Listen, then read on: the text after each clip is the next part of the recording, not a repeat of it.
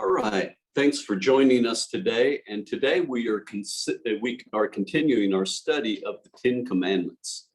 And we have been studying these Ten Commandments in some form for quite a while now. We spent several weeks talking about God's law, why he would give us his law if we're saved by grace, for example. And then we began to study the Ten Commandments themselves. And we have not spent too much time on the Ten Commandments. You're going to see as we study this sixth commandment today that actually much more could be said about this commandment itself, but we're just going to talk about one small aspect primarily. We'll talk about a couple of things, I guess, in this of the Ten Commandments. And here in this sixth commandment, God sets forth this commandment in very succinct, very straightforward words. He tells us that life is sacred. Life is precious. And so the question arises, why does he consider life to be so sacred? Why would the callous disregard of life be considered evil? Why would that be evil? Well, you might say, well, it's because God says it is. And that's a good reason. God does say that life is sacred. And if you disregard life, the value of human life, that is very evil. And it's because God says so, and that's true. But the question is, why does he regard the callous disregard for life as evil? That's the question. Well, there's many reasons why we could give why he would consider this to be evil, to murder someone else. But the first and foremost reason is that murder strikes at the image and the likeness of God. And I want to turn to a passage here, and I want you to look at this. Well, first of all, we go to the Ten Commandments. I should go back and look at this. This first, there's 10 commandments, and we've been telling you the first table of stone is, you might say, written in these first four commandments. Now, we don't know if God, he wrote them on 2 tablets of stone. We don't know if he wrote the first four on the first tablet and the second tablet, he wrote the last 6. But they are divided into 2 different categories.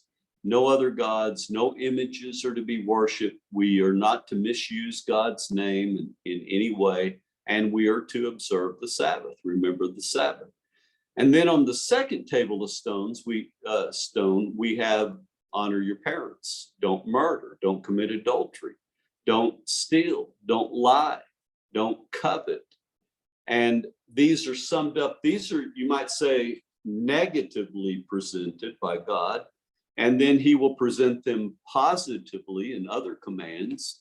And Jesus would present these 10 commandments positively when he would say, the first and most important commandment is to love God with all your heart, your mind, your soul, and your strength.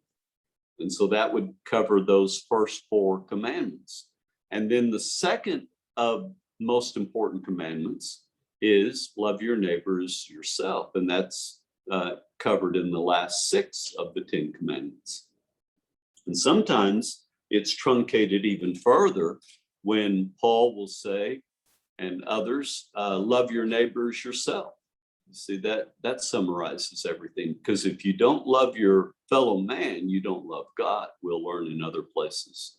And so these are the commandments that we're studying, and that's the way that they're most often broken down.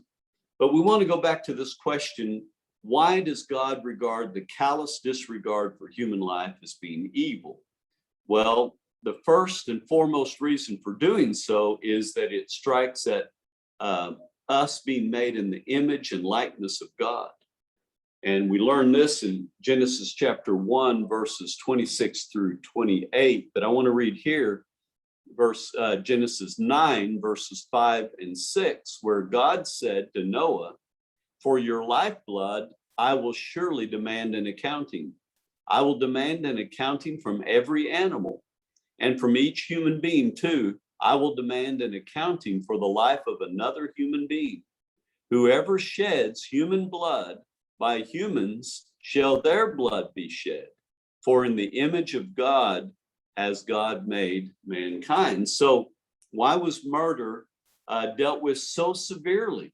Well, he tells us right here, for in the image of God has God made mankind.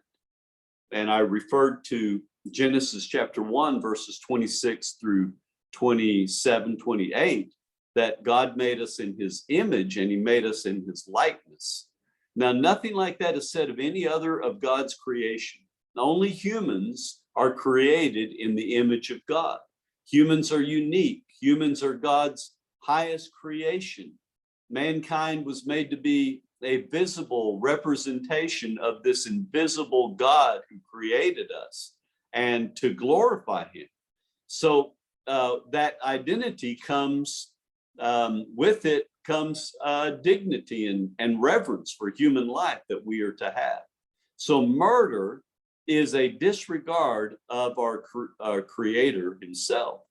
And it touches, you might say, upon God's finest act of creation. We're first in his creation, and we're the highest of his creation. Now, this idea, this fact that we read about in God's word is undermined by the very demonic theory of evolution. In evolution, we're told that humans are just like animals. We're the most highly evolved of all the animals, but we're just an animal. And I don't want to get into some of the quotes. I have quotes with me that I could read to you, people who won the Nobel Prize and so forth, who believed in evolution. And they believe that we're just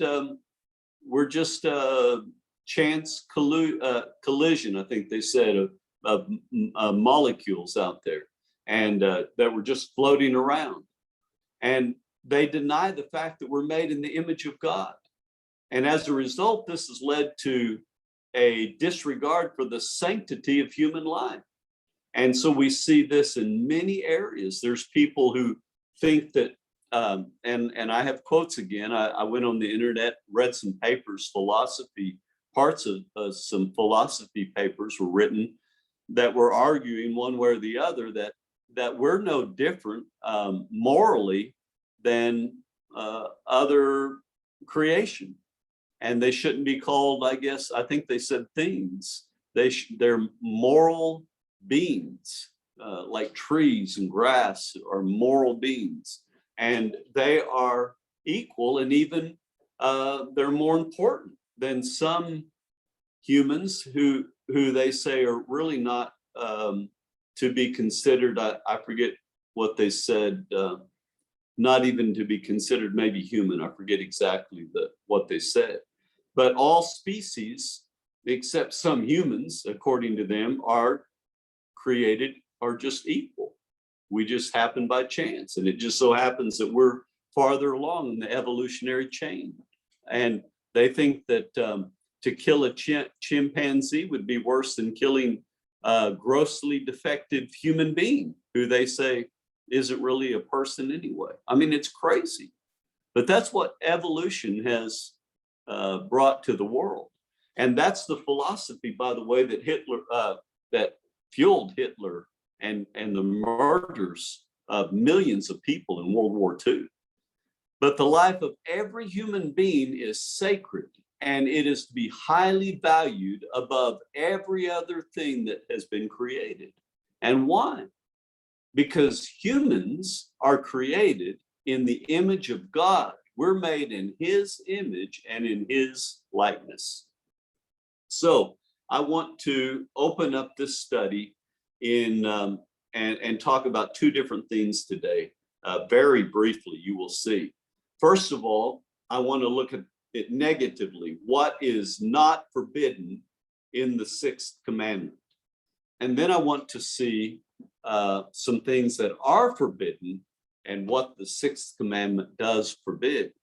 So the first thing I want to do is talk about what is not forbidden in the sixth commandment. The question is all killing forbidden in the sixth commandment? Now, if you've heard the Ten Commandments all your life, and probably everybody who listens to this has heard the Ten Commandments repeated all their life. And when you come to the sixth commandment, you're probably familiar with hearing, thou shalt not kill. And you'll notice that I wrote in the quoted, you shall not murder.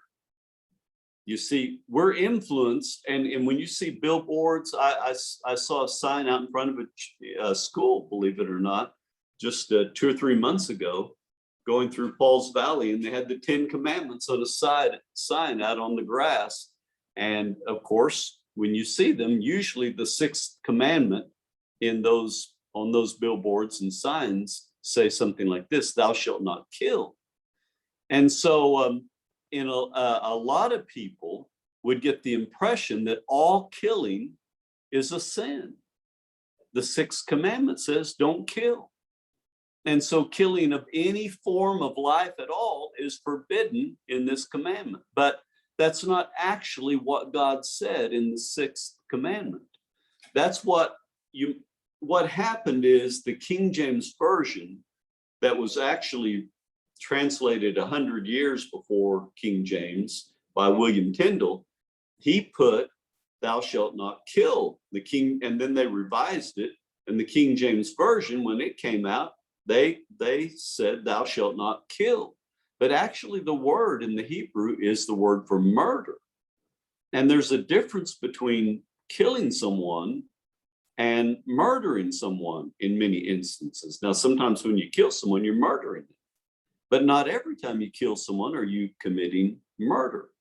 But what is forbidden here by this word is killing in an unlawful way, a killing that is unlawful. So what I want to say is not all killing is sin. When the Old Testament, as I said, was translated, that's into English, that's the word that was used. But they use the word kill. But in the Greek, when the Old Testament was translated by the Jews from Hebrew into Greek, they also used a word that would only refer to murder. So they're referring to murder, not killing, not any killing. So let's talk about what the sixth commandment does not condemn and does not forbid. First of all, this commandment does not condemn the killing of animals for sacrifices or for food or for some other reasons we can talk about. And I won't go into much detail on a lot of these because I want to talk about, you might say the positive, what it does forbid. But God, I want you to consider, he himself commanded that animals be sacrificed at times. And so the point is, this command obviously doesn't forbid all killing. If God is allowing people to kill animals for food and also for clothing, you remember God himself killed animals and he clothed Adam and Eve with the clothes that he made out of those animals that he himself killed. And God told Noah later on that every living thing would be food for them. And God, through Moses, gave the Israelites a list of animals that they could eat. Well, obviously, you're going to kill those animals and cook those animals. And we even have examples of our Lord Jesus Christ eating meat. We have him eating meat before he died. And then in his resurrected body, we have him eating meat with some of the disciples. You remember when he walked with a couple of disciples to Emmaus, and later on. And you remember a vision that was given to the Apostle Peter. He saw all kinds of four-footed beasts and birds, and God said to Peter in this vision, he said, I want you to get up and kill and eat. Well, obviously, it's not wrong to kill animals, or God wouldn't have commanded him to kill them. And it's not wrong to eat meat, or God wouldn't have had him kill and eat this meat. And Paul would say in his writings that there's nothing unclean in and of itself.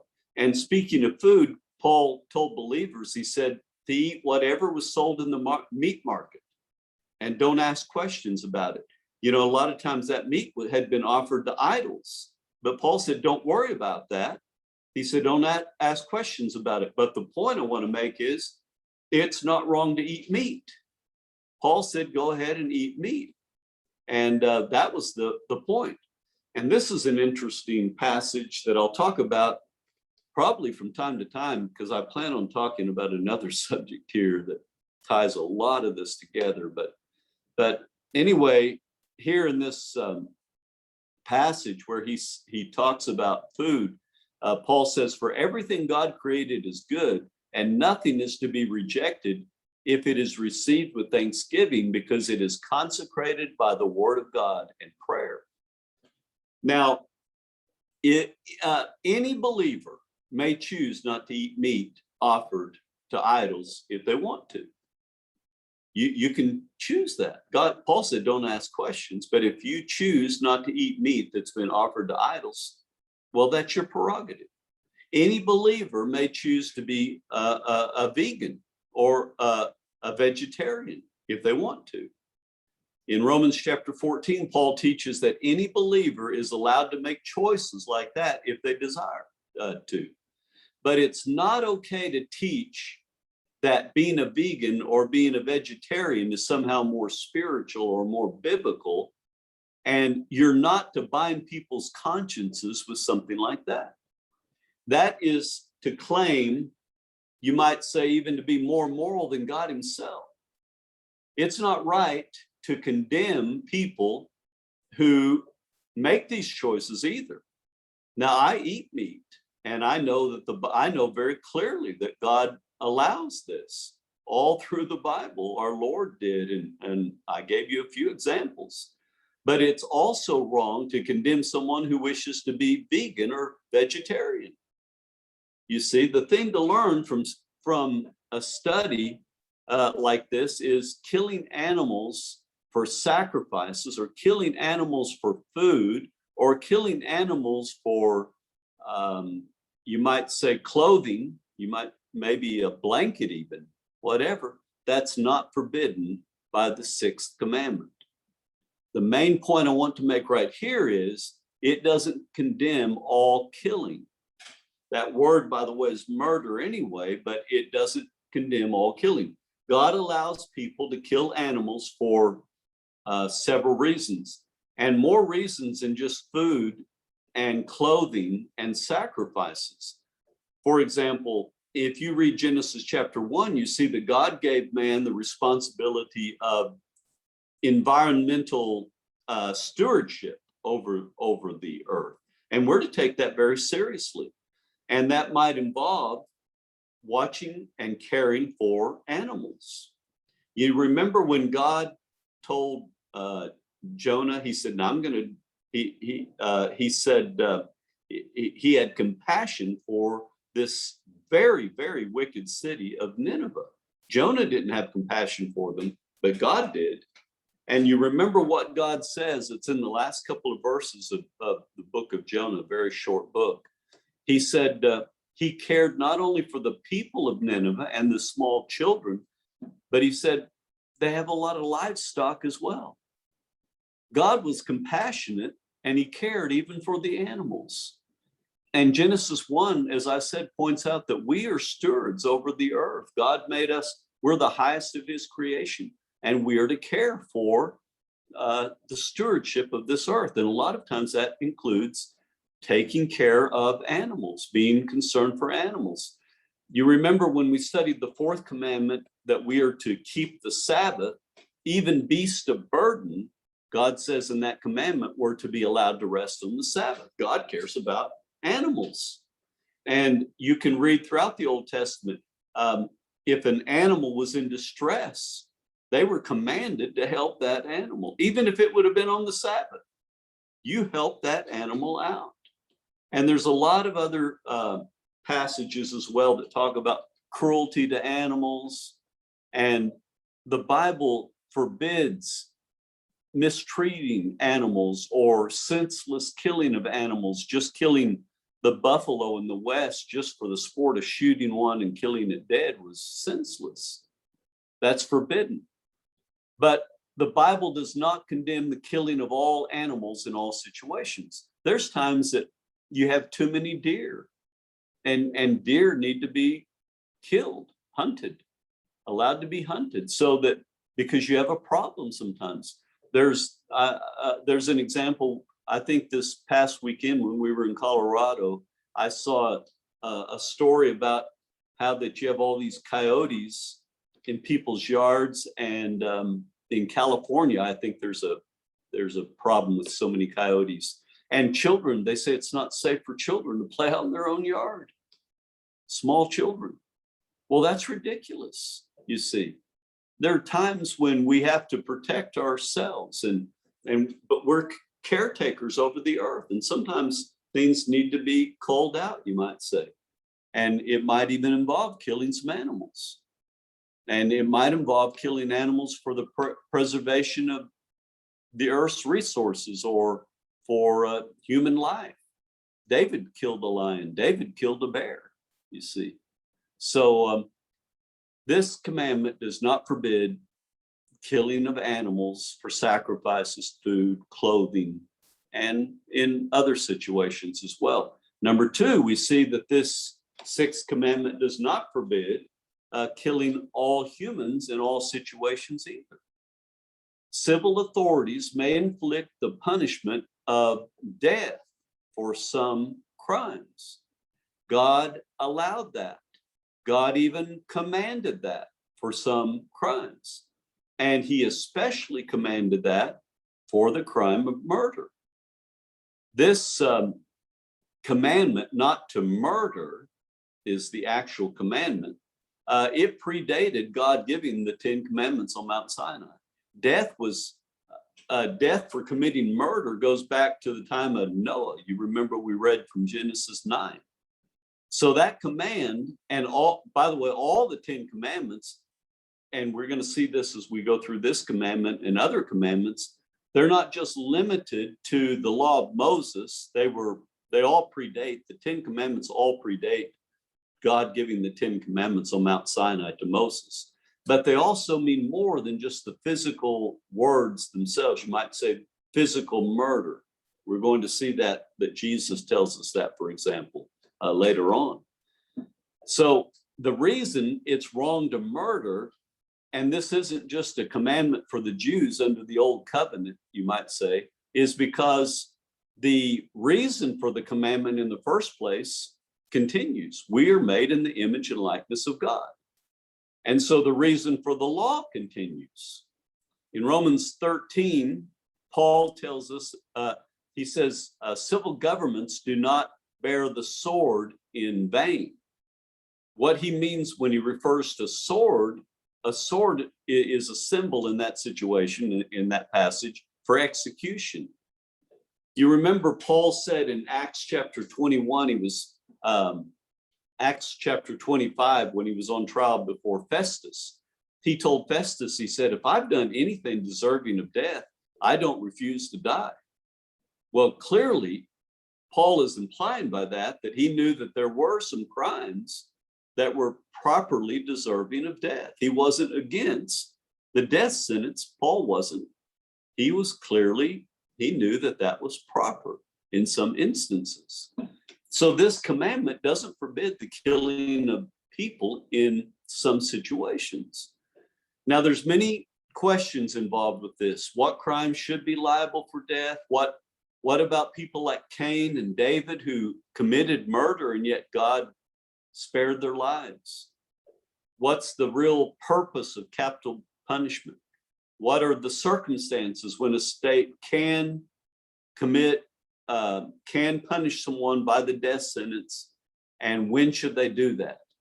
Who has the rightful authority to apply this penalty? These are all important questions. But let me say one last thing, though, and that is, it's not right for any private individual to take capital punishment into their own hands. Private individuals don't have the right to do that. That in itself is murder. For example, I heard about a lady back east who killed her husband, murdered her husband. And she said that he was abusive to her. Well, that's murder.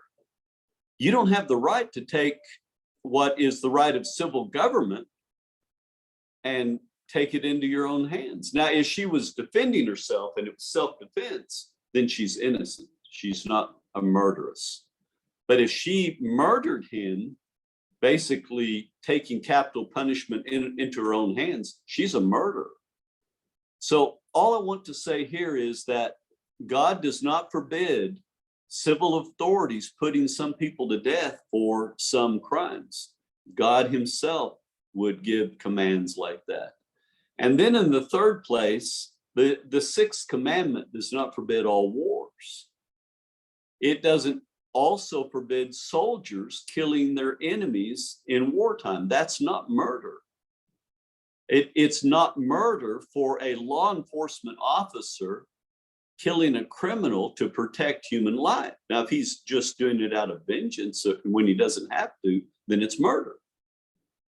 And if a soldier was to kill someone as well, and they didn't need to kill the enemy, that would be murder. You hear stories, stories in these wars where they'll have prisoners of war. And, these soldiers are tired and they've had their friends killed and shot up and all this as well. And they just shoot these prisoners of war who are defenseless with them. Well, that's murder. And so, but it's not wrong. It's not murder when a soldier in the heat of battle is killing the enemy who's trying to kill them. That's not murder.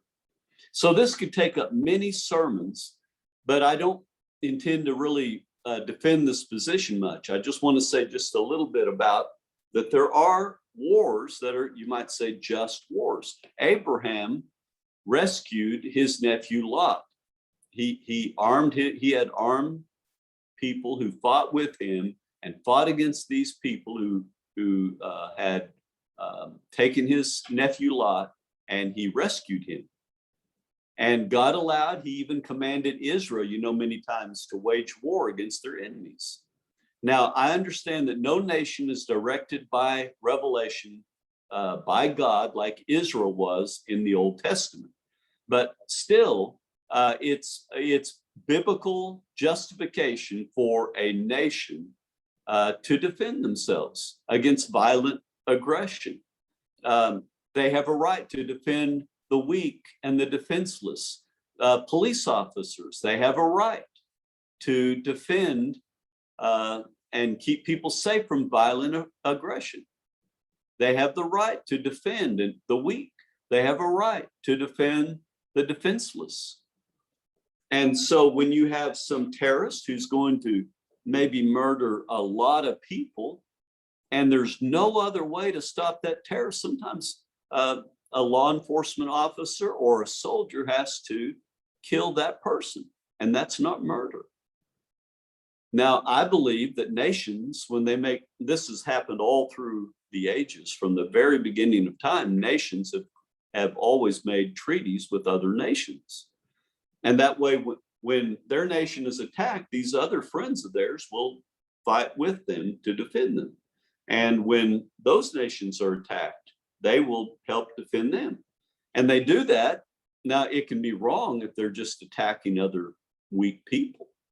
But if they work together to defend themselves, as I said, against violent aggression, or to defend people who are weak and so forth, they have a right. I believe nations have a right to do that. When they have an alliance with other nations, then they have a duty to help those other nations, as if they would have a duty too to help our nation if we had a treaty with them. International civil authorities had the responsibility to stop Hitler. Just like the police, they have the responsibility and they have the right within a particular nation to stop violent behavior. And so that's why there is such a thing as a just war. There is such a thing as a just killing. And when Paul spoke about authorities not bearing the sword in vain, he wasn't just merely talking about executing criminals. The context there applies just as much, maybe more so, to military force to punish evil. There's nothing wrong with using military force to protect your nation or to protect people allied with you. There's nothing wrong with a police officer defending people, and there's nothing wrong with a person defending their own family. There's nothing wrong in those situations. That's not murder. John the Baptist was, he came preaching a message of righteousness. It was radical righteousness. But when soldiers came up to him and said, what should we do?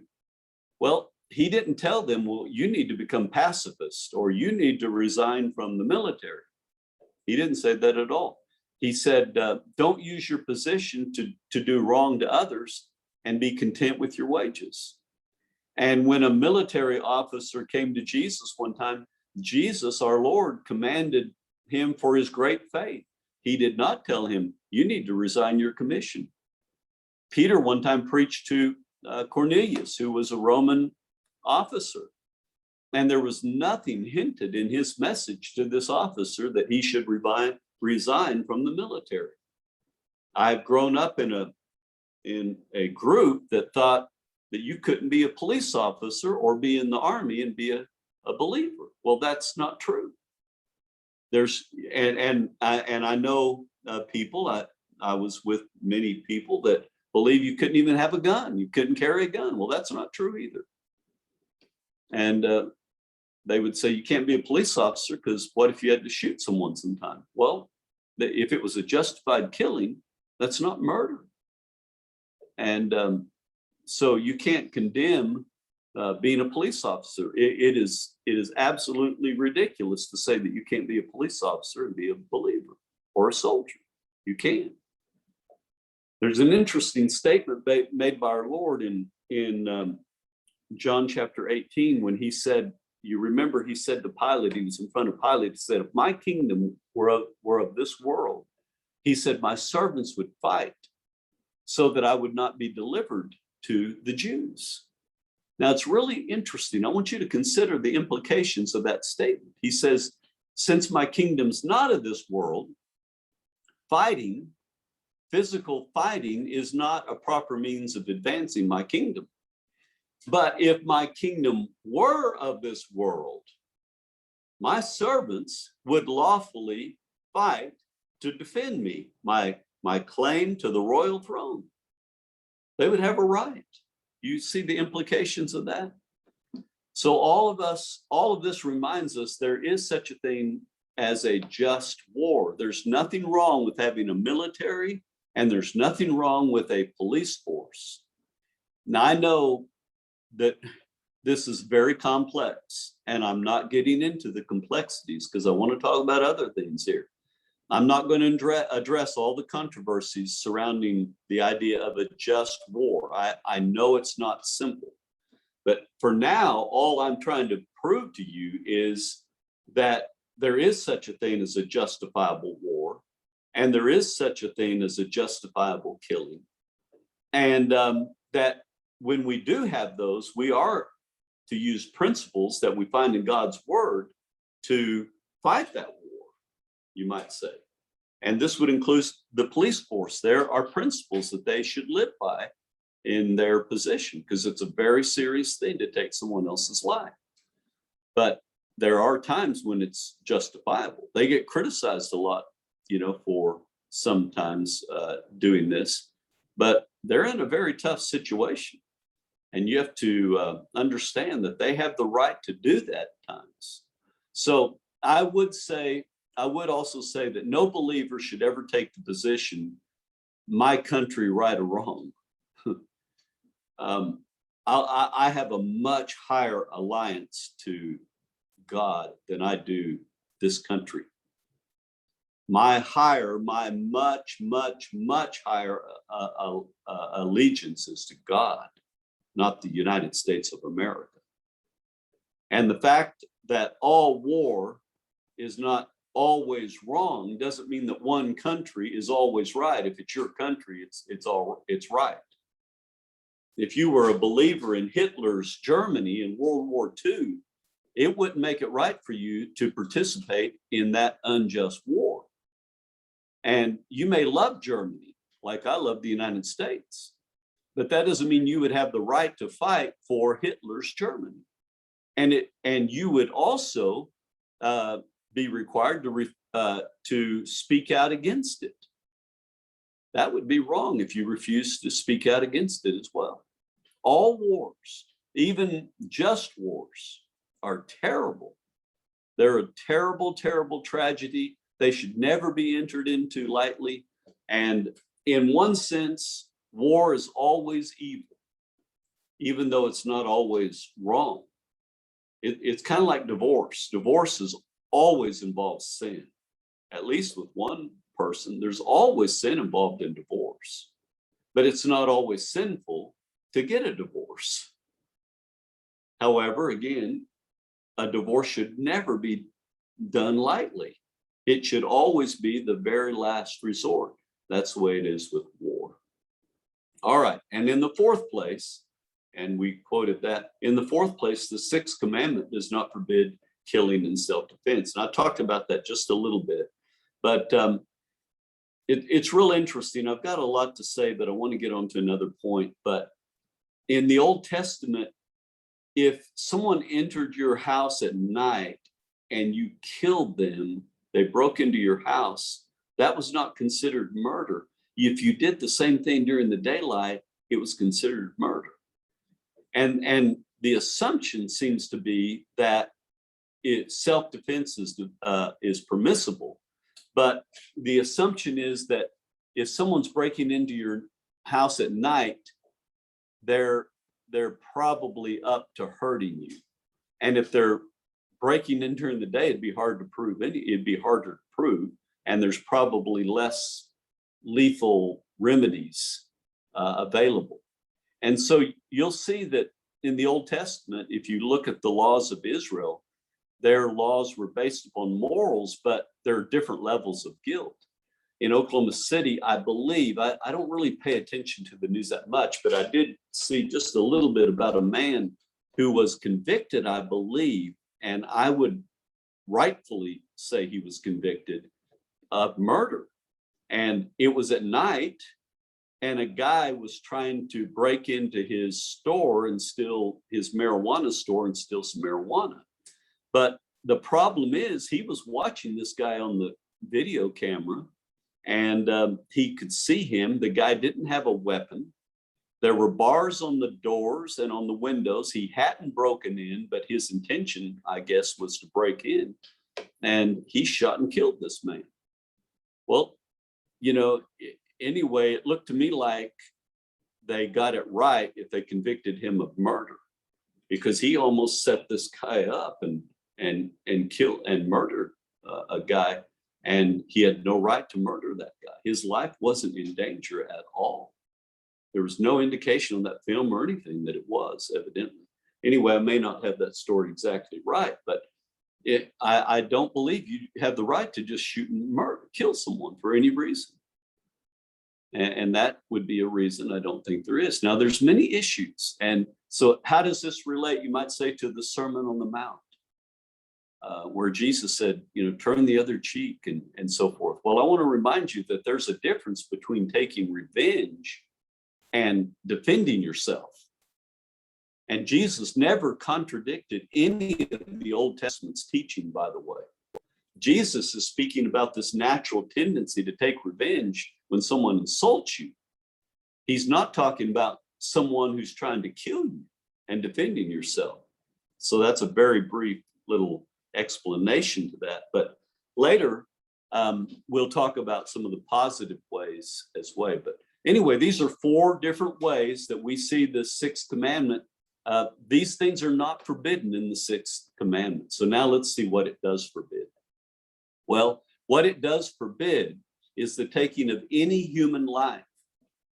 Put it simply, like we said earlier, this sixth commandment forbids murder. Now we're going to see here in a few minutes that murder comes in many different forms. There's physical murder, and that's what most people think about. when you think about murder. But physical murder even includes several different things. There's premeditated murder. There's murders of passion. There are murders through carelessness. You have someone killed because of your carelessness. There's passive inaction, when you could stop someone from murder and you don't do it. There's recklessness. Maybe you're playing on your phone or whatever, and you run over and kill some innocent people. You see, all of these involve the lives of others. There is murder and abortion, and euthanasia is abortion, and suicide is abortion. Now, like I told you at the beginning, I could give 12 to 15 sermons on this sixth commandment, because I could give several sermons on those last few things themselves, suicide or self-murder, for example. And I will tell you to be careful about that, because even though suicide, I heard of a man one time who said his friend, he told me his friend, he was real close to this guy, and he knew this friend's friend, but it wasn't kind of his friend. That guy committed suicide, and he wrote a note and giving all the justifiable reasons he thought he was right to commit suicide. Well, I'm telling you, it's murder. He did not have the right to take his life. But I do believe also that we have to be careful, because sometimes there's some chemical imbalances through drugs or whatever. And we need to really be careful criticizing someone who might have committed self-murder as well. So, but I'm not going to get into that, because I want to get into something that you're probably going to be very guilty of. And I want to talk about that. But these commands, they also apply to the heart. They apply to heart attitudes as well. I want to talk about tongue murder. That's why I emboldened that there. But this would include malicious and contemptuous speech, slander, and gossip. I'll talk about that in a moment. But heart murder. And this is what Jesus teaches in the Sermon on the Mount. Listen to what he says here. You have heard that it has been said by people long ago, you shall not murder. Now that he's quoting this, I don't have time to go into the reason. He's talking to rabbis. This is what they said about things. They took this command to just mean physical murder. That's all that's being condemned here. But Jesus shows they're not interpreting this correctly. He says, but I tell you that anyone who is angry with a brother or sister will be subject to judgment. Again, anyone who says to a brother or sister, Raka, is answerable to the court, and anyone who says you fool will be in danger of the hell of fire. Now you might say, phew, that lets me off, because I've never said Raka to anybody. I've never called anybody, maybe even a fool. Well, the issues are not those two words themselves. Those two words are simply illustrations of contemptuous speech. If you called someone Raka or fool, that's like Raka would be like calling someone an idiot or a lame brain. You know, you hear all kind of words like this. And when you call someone a fool, it's like taking a swipe at their moral character. It's like calling someone a reprobate, which I guess I don't hear that too much. But that the specific words of Raka or fool, they're not the issue. What Jesus is condemning is the use of any words of malice or contempt. It's tongue murder, backbiting, cutting people down, slander, gossip, speaking evil of someone. And so we'll talk about that here in a moment. Now, when these things are done, you're not killing their physical bodies, but you're killing something that is actually a lot more precious, should be a lot more precious to us than our human lives. That's our reputation. So there's not only physical murder that is condemned in this commandment, but there's also tongue murder. And then there's also heart murder. I'm not going to talk as much about heart murder, but anyway, I will say something about it. But God condemns the attitudes of the heart, out of which physical murder and tongue murder arises. And this command condemns the roots of murder, is what we're saying. Even though those roots never spring up and they never, spout off with malicious, contemptuous speech or cause someone to physically murder someone else. Envy, jealousy, bitterness, unforgiveness, unrighteous anger, as he mentions here, these are all this is heart murder. So God's commands, his command goes way beyond just the physical murder, again, as we say. And it would also extend to sins against the well-being of our own body, like gluttony or things like this. In other words, the commands of God extend to sins of commission as well as omission. So you can say all of these things, you can see they're sins, and you can also see that there's no way I can address all of these things. So let me just talk about tongue murder. There's power in the tongue, and I can give you, like I said, I could preach so long just on tongue murder. You could too. Anybody could. I could tell you about wars that have been started, thousands, hundreds of lives lost because of somebody's tongue, because someone maybe wrote a lie or something like that. And so tongue murder is one of the things that is condemned here. Now, some of you, of course, weren't with us at the beginning of our worship service. This is taped, but we don't tape the rest of our worship service. And in our Bible readings, we read from Isaiah 54 through 9, and we read from James 3 here, 1 through 12, that you see. I'm not going to read it again. But what's interesting is how the Lord works, because I get these readings from the Anglican lectionary, and they have a reading chart that goes through the Bible every 3 years. And on the Lord's Day, what I do is I choose some Old Testament reading that they have for today and a New Testament reading for our worship service. And those were the two readings for today.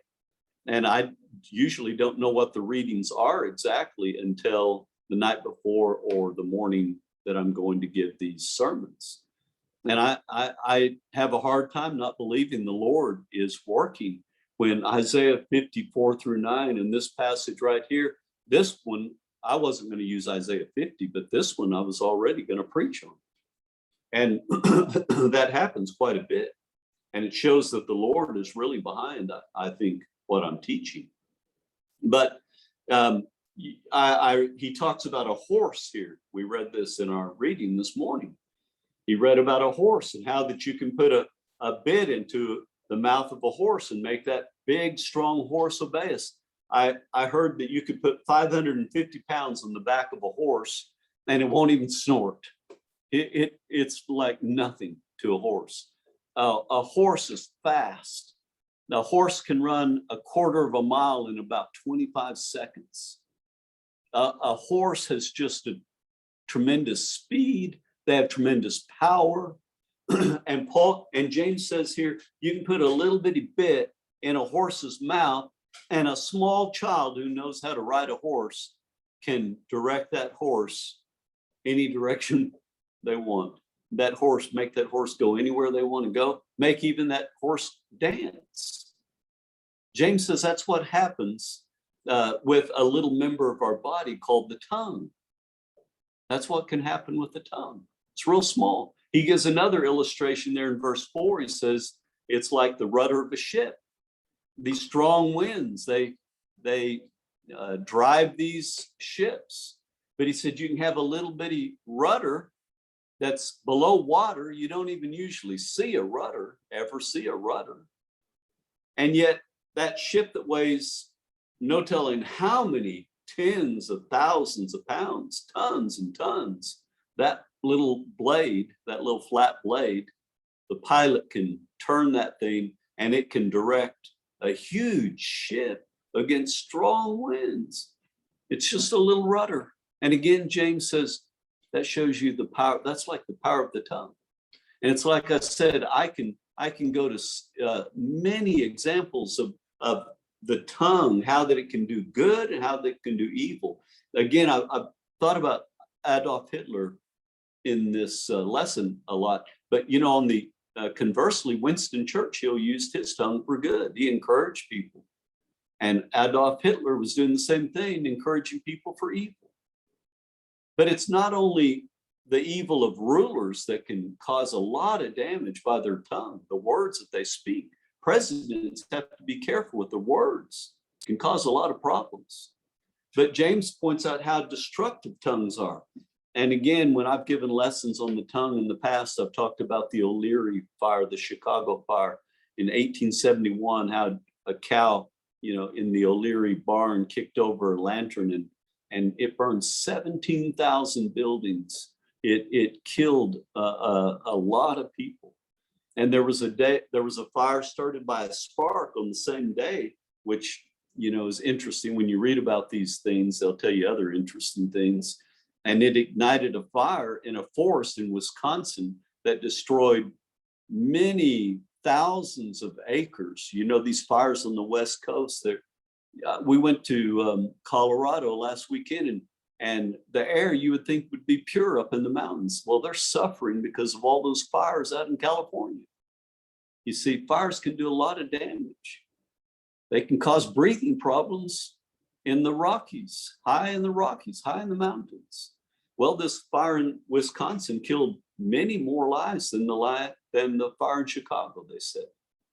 James says the same thing is true of a tongue. It can destroy. The tongue can destroy marriages. The tongue can destroy nations. It can destroy churches.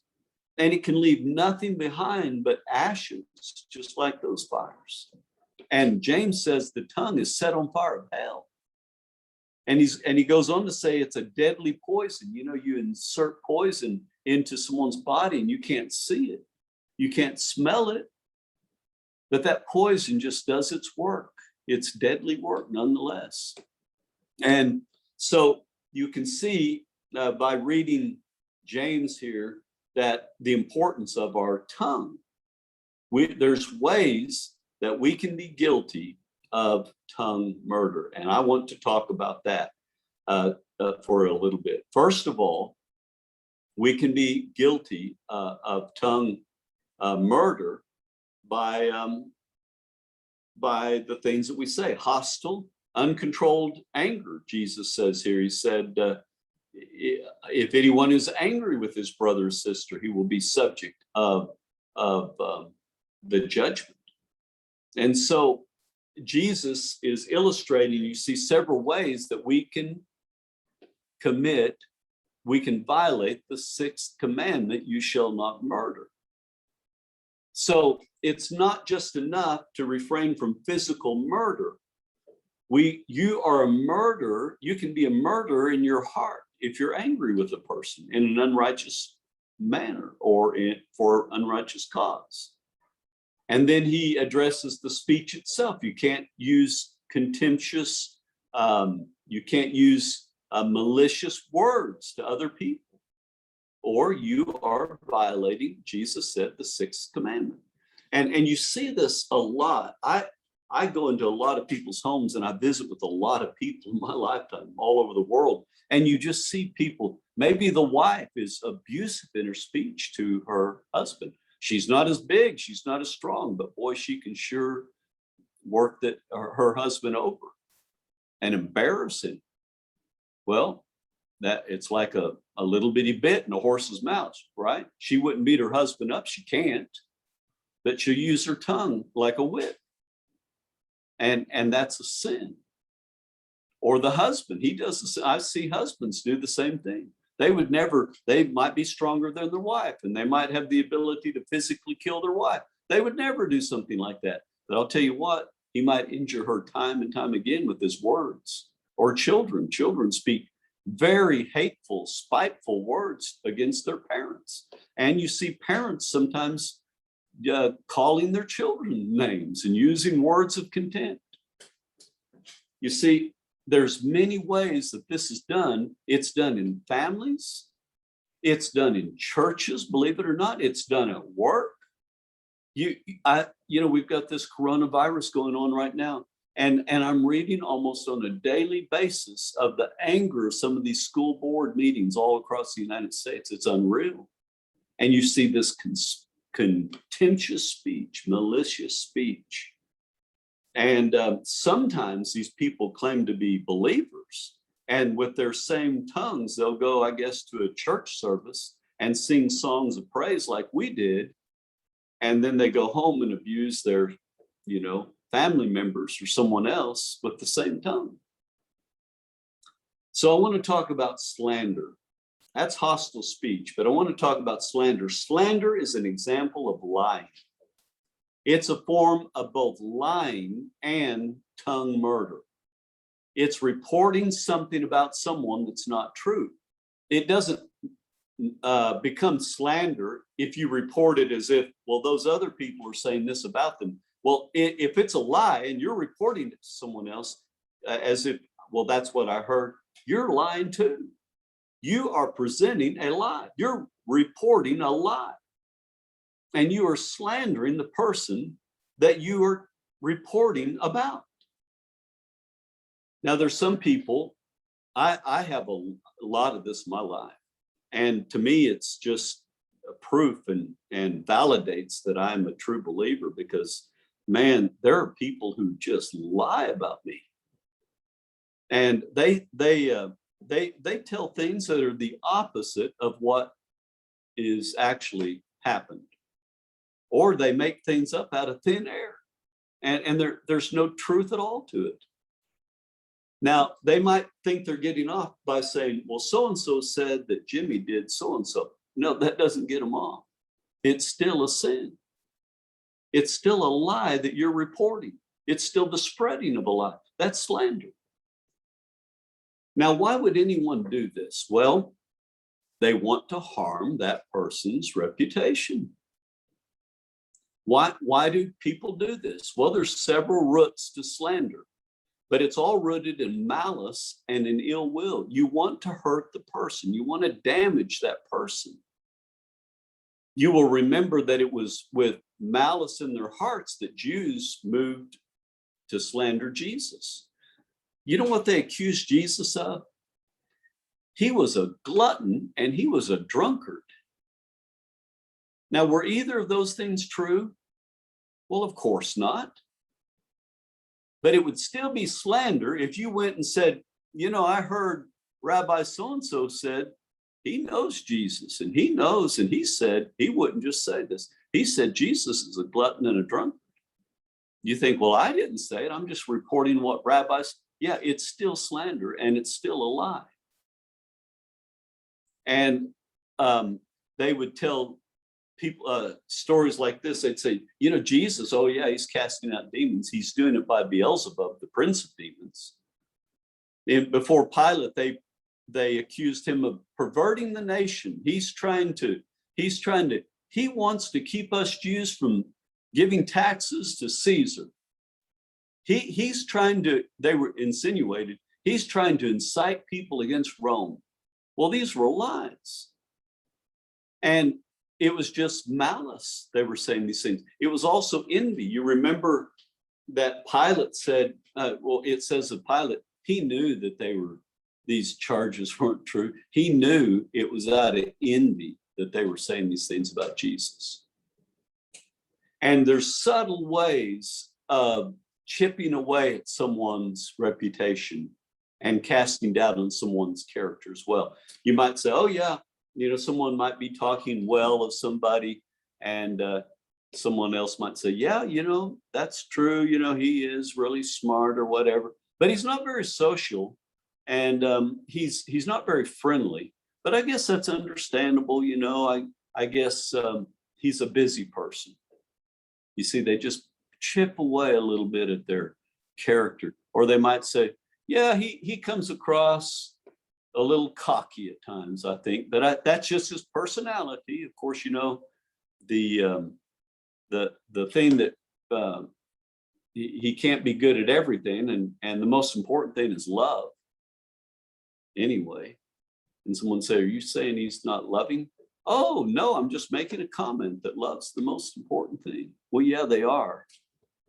You see what's happening? They're chipping away at a person's character. And sometimes people, as I said, slander people out of envy and jealousy. And Jesus had a lot of popularity, just a few days before his crucifixion, the same week. The crowds are flocking to Jesus, welcome him into Jerusalem. And you got all these other people, these highly educated rabbis, like, well, we would like that attention. We've got more. He didn't even go to one of our seminaries. And look at all this attention he's getting. And sometimes slander is the result of credulity. When you're credulous, you're gullible. If you look up credulity in the dictionary, they'll tell you it's someone who easily believes something without any facts or any knowledge or anything like that. They're quick to believe something. The Bible condemns that. And by the way, that's exactly why these gossip magazines like the Inquirer and all these things, that the checkout stands that you see all over the world, that's why they sell so much, because people are credulous. They're easy to believe anything.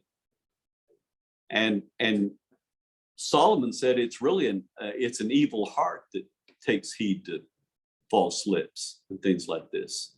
The simple believe just easily. That's what Solomon said in the book of Proverbs. Now, to believe every word that proceeds out of the mouth of God is faith. To believe every word that proceeds out of the mouth of people is foolishness. One of the marks of love in 1 Corinthians 13 is you believe good about people. Love is predisposed into believing the best about people unless clearly proven otherwise. But I'll tell you what, I could tell you stories about people who are lying about me right now, the last few years, and multiple lies, so not just one, multiple lies. And they're making stuff up, the exact opposite maybe of what happened or what is true. That's what they're saying happened. We must guard ourselves against evil slander. It's tongue murder. Our good name is the most important possession that we have. And I've read, when I was studying on this as well, you get these ideas off the internet and stuff, but this is true. A slander, they said, wounds 3 people at minimum, very minimum. They wound themselves, because let me tell you something, all liars are going to hell for an eternity. Revelation 21 verse 7. So, but they wound themselves, they wound the person they're slandering, and they wound the person that they're telling the slander to, because that person may try to ignore what is said, but that subtle poison, remember what James says, it's like a poison. That poison's been injected into that person, and it's really difficult for that person to ward off the effects of that poison. They wonder, well, I wonder if that's really true or not. Maybe what they're saying is true. That at the very least, sometimes that's the hardest thing to do. And so just for a moment, maybe some good people might even have suspicions or distrust. The damage is done. And the other thing is, the person who's being slandered, you can't even you can't undo it. You can't find all the people that have heard the thing. And if you try to deny it, it brings on more suspicion to some people. They think, well, he must be guilty. Look, he's the one who brings it up. There's no way to undo many slanders. I read a story about a man who was slandered by a young man. and just almost destroyed this man. And later he repented. He apologized. He went to that man and he said he was really sorry. And he said, "What would you want me to do?" He said, I'm very sorry I told all these lies on you." Well, the older man said he took a down pillow and he told this young man to follow him. They went onto the top of a steeple on top of a hill and on a very windy day. And he gave the down pillow to that young man, and then he split the pillow open and he said, "Shake all those down feathers out." And the wind just took them away, the strong wind on top of this hill. And then when they were all gone, the old man said to the young man, he said, "Now go collect all those feathers." Well, the young man said, "That's impossible. I can't do it." And the older man told the young man, he said, "Well, in the same way, it would be impossible to undo all the harm of the slander that you have caused." I heard a woman who was mad at a doctor tried to destroy the man and almost did destroy him professionally. She slandered and lied about him, and she apologized as well. But he said that when he would look into the eyes of people around town, he always wondered if they actually believed the slander that she told for so much time. In other words, he lives now the rest of his life thinking, "I wonder if they believe that." A friend of mine, a very godly friend of mine, she is an extremely godly woman. I mean, she's top notch. And she was a teacher in Pauls Valley. She's come to our church services on occasion, but she was a teacher in Pauls Valley where my wife, Dana, grew up and went to school from kindergarten all the way through high school. And she was a teacher there, and she told me this story. She said that there was a girl who went to school with Dana. They weren't in the same grade. And she said that this girl claimed that the janitor had sexually assaulted her. And I don't know if charges were brought against him, but I think he lost his job. And I think charges were brought against him and all that, and they were going to take him to trial or whatever. I don't remember all the details, but that janitor committed suicide. And she told me, my friend told me, she said that about 20 years later, this lady, now she's about 40, and she said that when she was in high school, she made that story up about that janitor. And so here are people who lost maybe a son, a brother, a father, a cousin, a neighbor, a friend in that town, all because of slander against that man. And so a lot of lives were affected, and he committed suicide. And it was a lie. So be very careful. I've got a lot to say here. I mean, I could say a lot about this. I could give you a lot of personal stories, but I want to tell you again, listen to me. A slanderer is going to hell for eternity if they don't repent. There's people slandering me right now, and I talked just a month ago, talked to someone in a church, and I told them, I said, you know, you've got members over there who are lying about me because they've been telling other people, and those other people will tell us sometimes, hey, this is what they're saying about you. Well, it's a lie. And I told them, I said, your members are lying about me. And they tried to make excuses and everything for those people. And I said, there's no excuse for it. I said, they are lying. You can't make excuses for lying. And they, started saying things about me. And I said, I want to tell you something. Those members, when you look into their eyes, when you go to your services with those people, when you look into their eyes, you just remember you're looking into the eyes of someone who's going to spend an eternity in hell because they're lying. All liars, Revelation 21, verse 7. Not all liars except go to that congregation. All liars are going to hell unless they repent. And I told this person, I said, You need to know when you look into their eyes, I actually know somebody who's going to hell for eternity. I'm looking at someone who's going to hell for eternity because they're lying. And unless they repent, that's where they will go. And then I could talk about gossip. Now, gossip's not the same, by the way, as slander, but I'm not going to talk about gossip and backbiting because I'm going to stop now. But I will say this about gossip.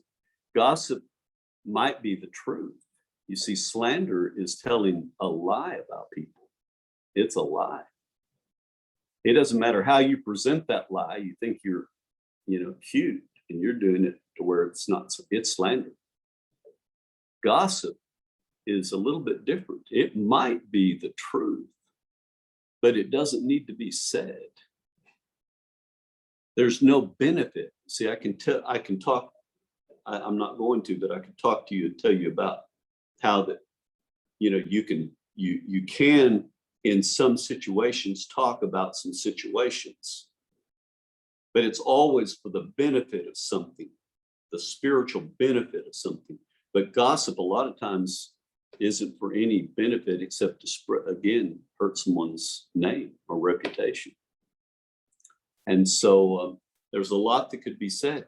Man, this lesson, like I said, I could give many lessons on the sixth commandment because there's a lot to say. You could talk a lot about war.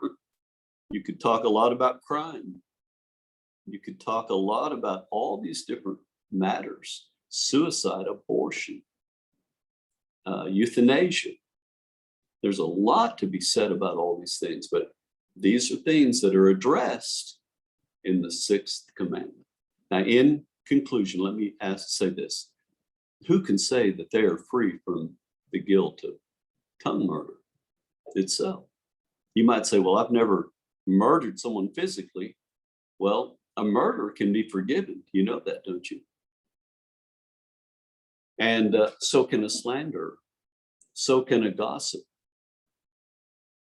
But, it's pretty hard to point the finger at people, even me, but even you too, and say, I'm completely innocent in this regard.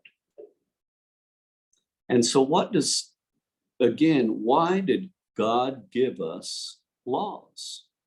Well, when we studied this at the very beginning, you remember one of the reasons God gives us his law is to convict us of sin, to show our need for a savior. Paul would say the end goal of the law, Romans 11, verse 6, is Christ. To show you that you need a savior. You're lost.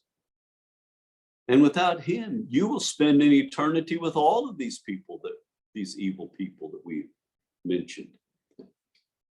But when you believe Jesus, when you put your faith in the words of God, we sang a song, Standing on the Promises. I'm going to tell you something. That's what it's all about. It's about promises. The gospel is about promises, believing, trusting God, taking him at his word. That's what I've done.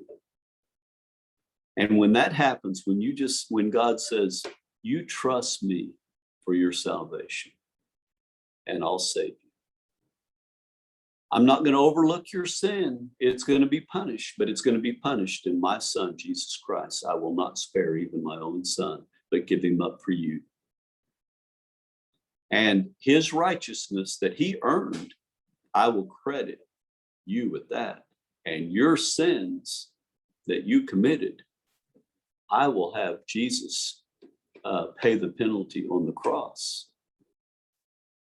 And I say, I believe you. I'm putting my trust in you, not on what I do, because, I'm a sinner. I don't live a perfect life. My faith is in you, God, what you say. And it's upon that, believing that promise that the Bible tells us that we are saved. All right, so God willing, we will see you the next time that we have a service.